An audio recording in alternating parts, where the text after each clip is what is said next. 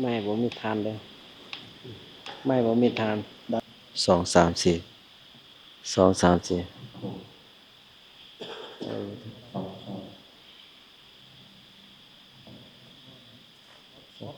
เปลี่ยนทานเปลี่ยน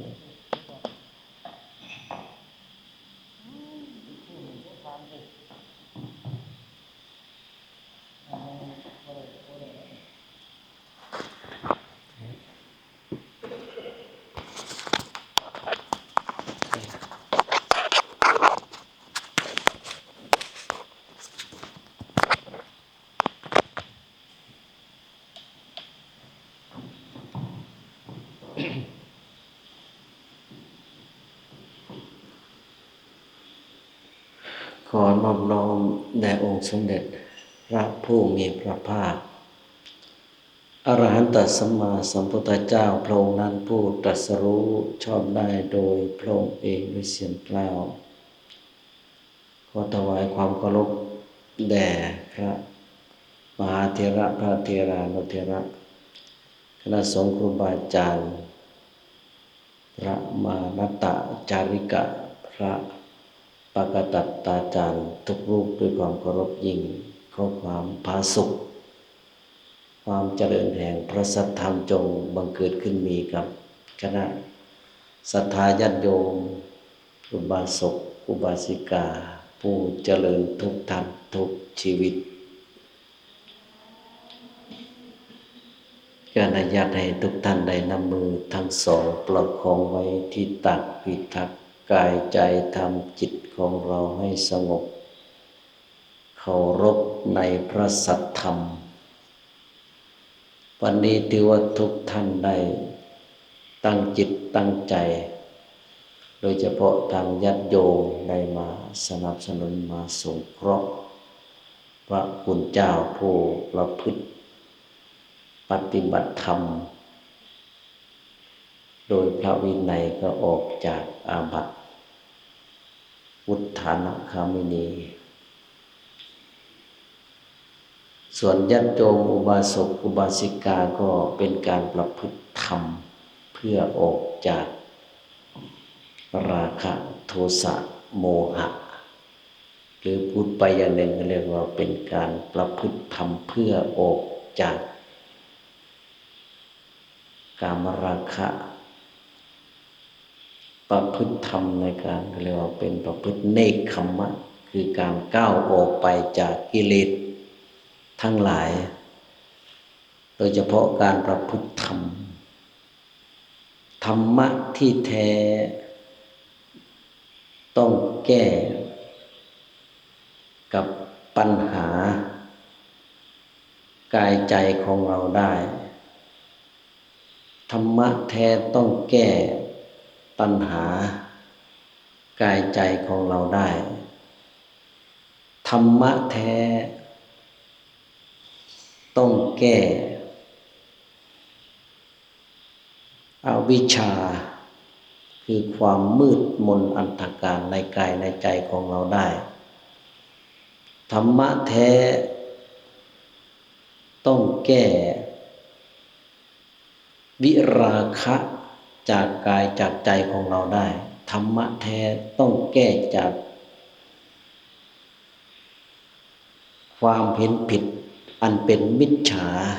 จากกายจากใจเราได้อันนี้เรียกว่าเป็นเป้าหมายของเราธรรมะแท้ๆแต่ถ้าต้องเป็นธรรมะจอมปลอมก็จะเป็นธรรมะเกเป็นธรรมะปฏิรูปเป็นธรรมะที่กล่าวตู่เหมือนท่านพระอาจารย์ยกขึ้นมากล่าวสักครู่ว่าเป็นคำปรักปรำเป็นการกล่าวตู่ใส่ร้ายบิดเบือนซึ่งเป็นอันตรายธรรมะพวกนี้เป็นธรรมะที่จะอันตรายทำให้พระพุทธศาสนานี้ไม่สามารถในการที่จะยั่งยืนอยู่ได้เพราะเป็นการบิดเบือนเป็นธรรมะปฏิรูปบ้างอะไรบ้างเพราะฉะนั้นญาติโยมก็ฟังศึกษาประพฤติปฏิบัติธรรมฉะนั้นจึงจะฝากธ ธรรมะให้เป็นข้อคิดวันนี้จะฟังธรรมะอยู่3 คำทุกข์อื่นเสมอด้วยกามไม่มีอย่างข้อแรกข้อที่2นะแม่น้ำเสมอด้วยตัณหาไม่มีข้อที่4เป็นข้อที่3นะแรงใดเสมอด้วยแรงกรรมไม่มีประการแรกเนี่ยทุกอื่นเสมอด้วยกามไม่มีกามนี่คืออะไรคือความใคร่ความหมกมุ่นวนเวียนสารวนคลุ่นอยู่กามเนี่ยเราจะเข้าใจว่ามันจะมีแต่โทษไม่ได้เพราะกามเนี่ยเขาเป็นกิเลสที่เหนือเมฆเขามีทั้งคุณเขามีทั้งโทษที่มีทั้งคุณเนี่ยเพราะว่าเขาปลอมแปลงมาเปลี่ยนโฉมมาในรูปแบบเช่นพระอาจารย์ท่านกล่าวว่าเป็นเหยื่อล่อเบ็ดปลาเนี่ยมันเห็นเหยื่อมันนึกว่าอาหารอันโอชะพอมันกินไปสุดท้ายก็ติดเบ็ดพอติดเบ็ดก็เจ็บปวดเจ็บแสบทุกข์ร้อนทรมานกระวนกระวายเจ็บปวดแสนสาหัสเหมือนกับไฟที่สุมแกลบเหมือนกับน้ำผึ้งที่อาบยาพิษที่มันให้ความทุกข์ความเดือดร้อนใหม่ๆเราก็หอมเราก็หวานถ้าจะพูดถึงกามเนี่ยเราตกเป็นทาสของเขามาไม่รู้กี่ภพกี่ชาติในอสงไขยในวัฏสงสารเราก็แพ้เราเป็นทาสกับเขามาโดยตลอดเพราะฉะนั้นความเคยชินอะไรของเราทุกอย่างธรรมะของพระพุทธเจ้าเนี่ยจะเป็นธรรมะที่ตัดกระแสของกามคุณมีรูปมีเสียงมีกลิ่นมีรสมีการสัมผัสการกระทบต่างๆที่เกิดขึ้นมาเนี่ยโยมลองคิดดูแม้ปัจจุบันนี้เราก็ยังแพ้กับเขายิ่งนักบวชยิ่งนักปฏิบัติธรรมนี่ก็ยิ่งชอบกามใครที่จะไปชนะเขาได้มีแต่พระอนาคามีมีแต่พระอรหันต์นอกนั้นมันจะตกเป็นทาสของเขาหมดเลยเพราะฉะนั้นวิธีการคือเราต้องเรียนรู้แล้วก็พยายามหลีกเลี่ยงพยายามไม่ส่งเสริมไม่ให้อาหารอย่าไปรู้เลยเพราะเรายังอ่อนอินทรีย์บารมีเราอ่อนถ้าเราปฏิบัติธรรมไปเราอินทรีย์แก่กล้าอะไรขึ้นมาเนี่ยเราสู้กับเขาได้แต่ถ้าเราสู้ไม่ได้เรารู้ว่าฝีมือเราวรยุทธ์เราสู้เขาไม่ได้เราก็ต้องพยายามหลบหลีกพยายามประคับประคองไม่ไปใส่ปุ๋ยเติมเชื้อให้อาหารกับเขามากที่เกิดของกามที่ดับของกามรสของกามโทษของกามทางออกของกามเขามีที่เกิดของกามเนี่ยมีอะไร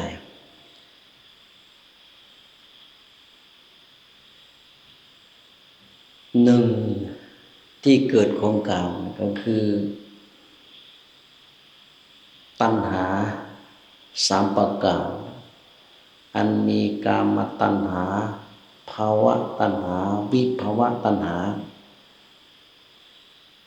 อยากให้มันอยู่มันก็ไม่อยู่อยากให้มันมีมันก็ไม่มีอยากให้มันไปมันก็ไม่ไป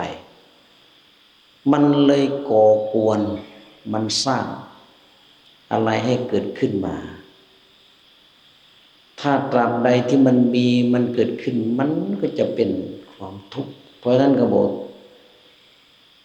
ทุกข์อื่นในเสมอด้วยกามเนี่ยไม่มีนัตถิกามังปรังทุกขังทุกข์อื่นเสมอด้วยกามไม่มีจะเป็นยังไงก็แล้วแต่โยมรูปเสียงกลิ่นรสหรือจะเป็นวัตถุสิ่งใดก็แล้วแต่ถ้าเป็นเรียกว่าเป็นกามคุณเป็นรูปมีเสียงมีกลิ่นมีรสมีการผัสสะกระทบต่างๆเป็นทุกข์จอเล็กจอใหญ่อะไรยังไงก็แล้วแต่ถือว่าเป็นทุกข์พระพุทธเจ้าตรัสเองถือว่าถูกต้องเลยโยมเนี่ยไม่มีเพราะฉะนั้นกามคุณห้าเนี่ยมันจึงเป็นตัวสำคัญอะไรที่เป็นมหันตทุกข์ที่ยิ่งใหญ่คือกามคุณห้าอะไรคือเป็นสิ่งที่ฉาบทาโลกให้สัตว์เนี่ยหลงไหลติดอยู่ในกรงขังติดอยู่ในสังสารวัฏก็คือกามคุณห้าเป็นสิ่งที่ยิ่งใหญ่มากเพราะฉะนั้นการที่เรามาฝึกเนี่ยเราก็ยากแต่เราก็ต้องฝึก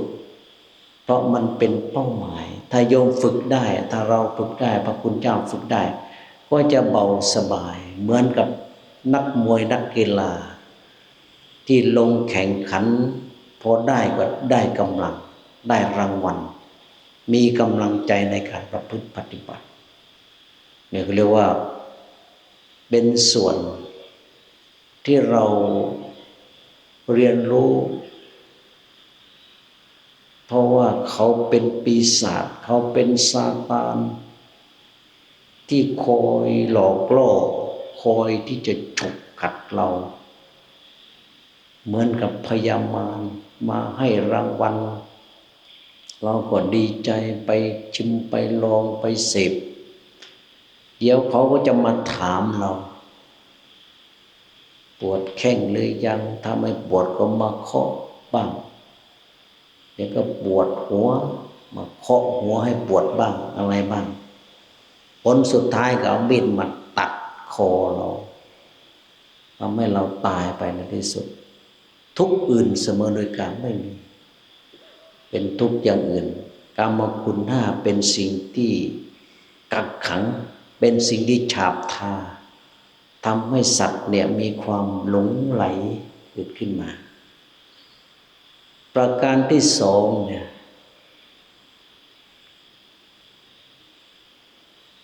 น้ำแม่น้ำเสมอด้วยตัณหาไม่มีนัตติสมานัตติตัณหาสมานัตถิแม่น้ำเสมอด้วยตัณหานี่ไม่มีมหาสมุทรยิ่งใหญ่ไกลสุดสายตาแต่จะมากกว่าตัณหาที่มีอยู่ในใจของสัตว์ไม่มียังน้อยกว่าทะเลที่สุดไกลสายตาก็ยังน้อยกว่าตัณหาที่อยู่ในจิตใจของสัตว์เป็นตัณหาที่เกิดขึ้นมาเพราะฉะนั้นในส่วนของตัณหายังเป็นสิ่งสำคัญกามตัณหาภวตัณหาวิภวตัณหาเนี่ยเป็นส่วนสำคัญที่จะทำให้เราเนี่ยจะต้องฝึกหัดอบรมจริงๆเขาก็เป็นส่วนสำคัญนะโยมที่เขาพยายามที่จะครอบงำนะตัณหาทั้งสามประการคือความทะเยอทะยานอยากเขาพยายามที่จะครอบงำเขาครอบงำสัตว์โลกมานานแม้กระทั่งพระพุทธเจ้าจะปฏิบัติเพื่อบรรลุเนี่ยเขาก็ไม่ยอมเหมือนกันเนี่ยเขาพยายามในการที่จะ ห้ามพยายามที่จะไปครอบงำเพื่อไม่ให้สัตว์นี้เข้าถึงเกิดขึ้นมาเพราะฉะนั้นจะบอกว่าแม่น้ำท้องทะเลมหาสมุทรที่ว่ายิ่งใหญ่จะมาเทียบกับตัณหาที่อยู่ในใจของสัตว์นี่ยังน้อยกว่าสุดท้ายเนี่ยก็แรงอื่นเสมอด้วยแรงกรรมเนี่ยไม่มีกายกรรม3วจีกรรม4มโนกรรม3ถ้าเป็นกรรมสุจริตก็ไปนิพพานแต่ถ้าเป็นกรรมทุจริตก็ไปนรกเพราะว่าคุณจะหลบไปตรงไหนกรรมมุนาวัตติโลโกสัตว์โลกย่อมเป็นไปตามกรรมจะไปดำดินลงไปลึกอยู่ในใต้มหาสมุทรหนีขึ้นไปบนท้องฟ้าจะไปอยู่ในถ้ำในเหวตรงไหนก็แล้วแต่ไม่สามารถในการที่จะหลบคำที่ตนเองทำได้เพราะฉะนั้นกรรมที่เราทำทุกวันเนี่ยถ้าไม่ใช่ที่เราจะตัดขาดที่เราทำได้เนี่ยเป็นแค่อโหสิกรรมโหสิกรรมเนี่ยหมายถึงคนที่สามารถปฏิบัติธรรมได้กรรมบางสิ่งบางอย่างที่เคยทำเคยล่วงเกินนี่ก็ถือว่าเบาบางคือสามารถในการที่จะตัดแต่กรรมจริงๆแล้วเนี่ยเขาบอกว่ามันเป็นเสมือนกับมีดบาดที่มันเป็นแผลถึงจะรักษาหายก็ยังมีรอยมีสัญลักษณ์เป็นแผลเป็นบ้างเป็นอะไรบ้างที่ปรากฏคำว่าอโหสิกรรมเนี่ยหมายถึงกรรมที่เราทำแล้วถ้าว่าเราปฏิบัติธรรมเป็นพระอรหันต์ก็หลุดกรรมบางสิ่งบางอย่างก็หลุดเป็นอโหสิกรรมนอกจากกรรมที่หนักฆ่าบิดามารดาฆ่าพระอรหันต์ทำลายพระพุทธเจ้ายุแย่สงฆ์ให้แตกแยกกันหรือว่านับถือศาสนาอื่นอันเป็นอัญญตุเทศตัวนี้ก็เรียกว่าเป็นกรรมที่หนักไม่ใช่อโหสิกรรมไม่สามารถที่จะเป็นอโหสิกรรมเบื้องต้นที่กล่าวไปนี่บอกว่าแรงอื่นเสมอด้วยกรรมหรือไม่มีเพราะว่าเป็นกรรมกรรมเนี่ยทำไมมันจึงผูกพันคำว่ากรรมเนี่ยคือการกระทำกายกรรมวจีกรรมมโนกรรมเนี่ยมันเป็นการกระทำทำเฉยๆนี่แหละแต่มันไปเกี่ยวอดีตเกี่ยวอนาคตอย่างเราที่มาอยู่ทุกวันนี้เพราะกรรมในอดีตจึงส่งผลเรามีหน้าตาแบบนี้มีภูมิปัญญาแบบนี้มีกัลยาณมิตรได้มาพบแบบนี้ได้มาประพฤติธรรมแบบนี้ได้มีดวงตาเห็นธรรมแบบนี้ไม่ใช่เรื่องบังเอิญโยมแต่เป็นเรื่องของกรรมในอดีตถ้าเราทำในปัจจุบันดีทำกรรมปัจจุบันดีก็อนาคตก็เกี่ยวพันไปถึงอนาคตเนี่ยกรรมนะมันเกี่ยวไปถึงอนาคตคือถ้าทำปัจจุบันดีอนาคตก็ออกมาดีเพราะฉะนั้นกรรมเนี่ยจึงเป็นส่วนสำคัญในการที่ให้เราถือว่าจะเป็นยังไงก็แล้วแต่เรื่องของอดีตโยมก็ไม่ต้องไปคิดไปน้อยใจแค่ว่าเราภูมิใจว่าเราเกิดมาเป็นมนุษย์เนี่ยถือว่าเป็นชาติที่วิเศษสุดเพราะมนุษย์เนี่ยเป็นชาติที่สามารถในการที่จะสร้างกรรมบำเพ็ญกรรมสร้างบารมีถ้าทำดีๆเนี่ยชาติจบภพสิ้นแต่ถ้าโยมไม่ได้มาเป็นมนุษย์เนี่ย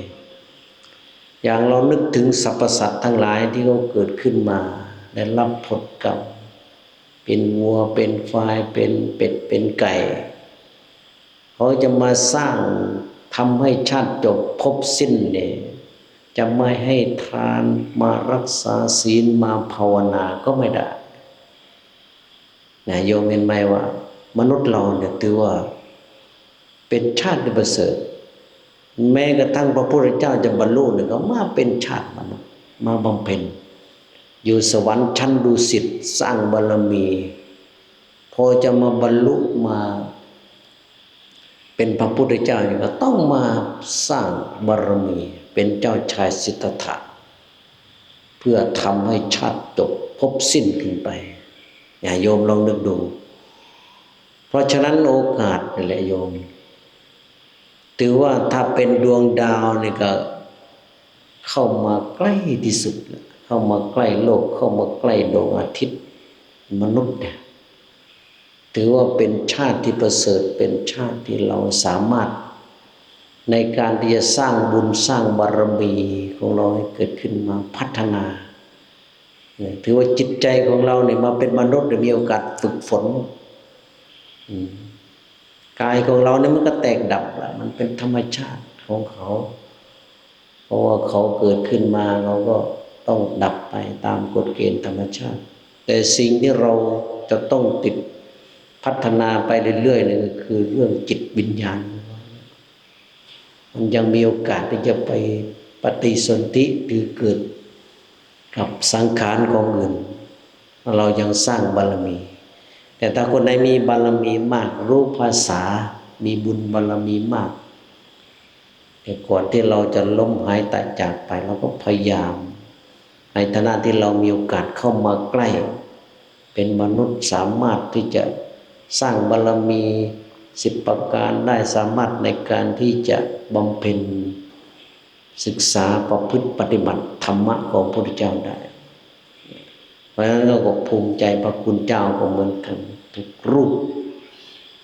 ที่ได้มีโอกาสมาปฏิบัติธรรมมาเข้าใกล้พระพุทธศาสนาได้ฟังธรรมะของพระพุทธเจ้าได้มีครูบาอาจารย์ที่ท่านแนะนำถือว่าเราโชคดี